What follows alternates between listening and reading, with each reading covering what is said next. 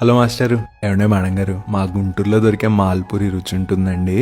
అంచులు కరకరలాడుతూ మధ్యలో మెత్తటి కోవాతో వేడి వేడిగా తింటే కాంబినేషన్ సెట్ ఉంటుంది. ఇక ఈ మాల్పూరి రెసిపీని అయితే మనందరికి సుపరిచితమైన ప్రియా గోల్డ్ సన్ఫ్లవర్ ఆయిల్ ని యూస్ చేస్తున్నానండి. ఈ దీపావళి పండక్కి ఎవరు చేసిన సూపర్ హిట్ అయ్యే మాల్పూరి రెసిపీని చూపిస్తాను, అస్సలు మిస్ అవ్వకండి. ఒక వెడల్పాటి గిన్నెలో 1 కప్పు గోధుమ పిండి, 1 కప్పు మైదా పిండి, అరకప్పు కంటే కొంచెం తక్కువ చక్కెర, 2.5 కప్పులు మంచినీళ్ళని పోసుకొని ఉండలనేవే లేకుండా దోస పిండి కంటే కొంచెం పల్చగా కలుపుకోండి. ఒక 200 గ్రాముల అన్స్వీటెండ్ కోవాలోకి 1/2 కప్పు చక్కెర, 1/2 కప్పు వేడి పాలని వేసుకొని కోవా, చక్కెర, పాలు అన్ని కలిసిపోయి మెత్తటి పేస్ట్ లా అయ్యేలాగా చేసుకోండి. ఒక మందపాటి బాణల్లో 2 కప్పుల పంచదార, 1.5 కప్పు మంచినీళ్ళని పోసుకొని పంచదార మొత్తం కరిగిపోయేలా చూసుకోండి. ఇష్టం ఉంటే ఇందులోకి యాలకుల పొడిని వేసుకోండి. పాకం రావాల్సిన అవసరం ఏం లేదండి. పంచదార మొత్తం కరిగి కొంచెం జిగురుగా ఉంటే చాలు. ఫ్లాట్ గా ఉన్న కడాయిలోకి ప్రియా గోల్డ్ సన్ఫ్లవర్ ఆయిల్ ని వేసుకొని